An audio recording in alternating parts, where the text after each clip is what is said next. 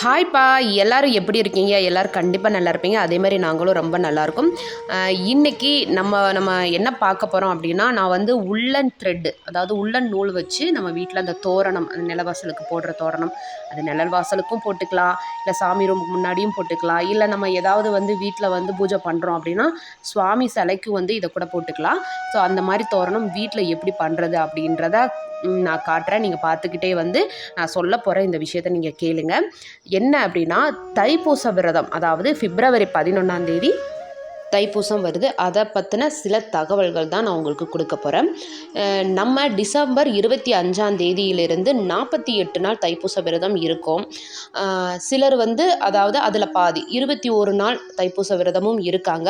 அது என்னைக்கு ஆரம்பித்தது அப்படின்னா ஜனவரி 22 ஆரம்பிச்சிச்சு. அந்த விரதமும் இப்போ போய்கிட்டு இருக்கு. எனக்கு வந்து இந்த 48 நாள் விரதமும் நான் இருக்க முடியலை, எனக்கு 21 நாள் விரதமும் இருக்க முடியலை அப்படின்றவங்களுக்கு வெறும் 6 நாள் விரதம் இருந்து அந்த 48 நாள் இருக்கக்கூடிய விரத பலன்கள் அனைத்தையும் நம்ம இந்த 6 நாள் விரதம் இருக்கிறதுலே வந்து நம்ம பெறலாம். அது என்னைக்கு இருந்து ஆரம்பிக்குது, அந்த விரதம் எப்படி இருக்கணும் அப்படின்ற எல்லா விதமான விளக்கங்களையும், அப்புறம் தைப்பூசம் வந்து உருவான வரலாறையும் நம்ம வந்து பார்க்கலாம். சரிங்களா? இப்போ பார்த்தீங்க அப்படின்னா 6 நாள் விரதம் அது என்னைக்கு ஆரம்பிக்குது அப்படின்னா பிப்ரவரி 6 ஆரம்பிக்குது. அதுவும் பாருங்கள், கடவுளோட அனுகிரகத்தால் கிருத்திகை அன்னைக்கே வந்து அந்த நாள் ஆரம்பிக்குது.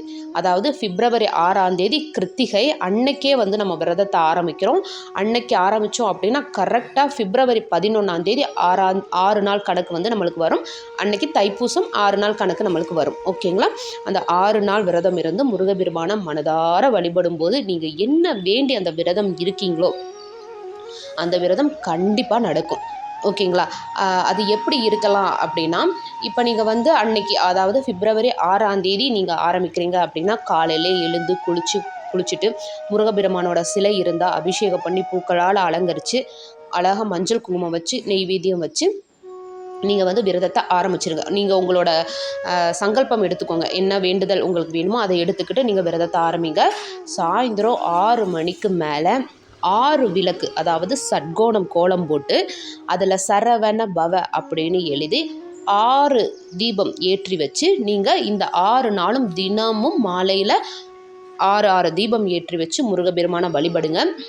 அப்புறம் வேல்மாறல், திருப்புகழ், கந்தசஷ்டி கவசம், மேல்வகுப்பு, இந்த மாதிரி பாடல்கள் உங்களுக்கு தெரிஞ்ச எந்த பாடல்கள் தெரியுதோ அந்த பாடல்களை நீங்கள் பாராயணம் பண்ணுங்கள். இல்லை எதுவுமே எனக்கு தெரியாது அப்படின்னா ஓம் சரவண பவ அப்படின்ற மந்திரத்தை மட்டும் நீங்கள் சொல்லிக்கிட்டே இருங்க.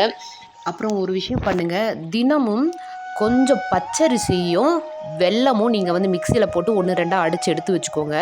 அதை கொஞ்சம் தினமும் நீங்கள் வந்து இந்த எறும்பெல்லாம் இருக்கும் பார்த்தீங்களா, அதில் கொஞ்சம் நீங்கள் டெய்லி போட்டு விடுங்க. அது வந்து நம்ம அன்னதானம் பண்ண பலன் நம்மளுக்கு வந்து கிடைக்கும். சரிங்களா? அதாவது அந்த எறும்பு எடுத்துகிட்டு போகுது இல்லைங்களா, எறும்போட எச்சில் அந்த அரிசியில் படும்போது நம்மளோட பாவங்கள் கரைக்கப்படும் அப்படின்னு சொல்லப்படுது. அதனால் இந்த 6 நாள் வந்து நீங்கள் அந்த மாதிரி வந்து நீங்கள் பண்ணலாம்.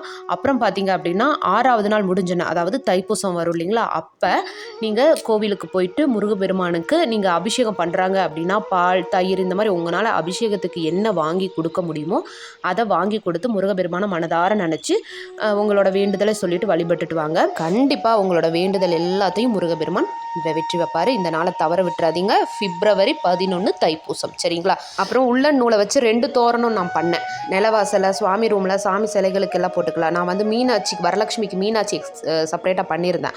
அவங்களுக்கு இந்த இதை போட்டிருந்தேன் பாருங்களேன், ஃபோட்டோ கூட ஜாயின் பண்ணுறேன். உங்களுக்கு இந்த இது பிடிச்சிருந்தது அப்படின்னா நம்மளோட சேனலை மறக்காமல் சப்ஸ்கிரைப் பண்ணி லைக் பண்ணுங்கள். இன்னொரு சூப்பரான ஒரு வீடியோவில் உங்களை நான் சந்திக்கிறேன். சிவாய நம.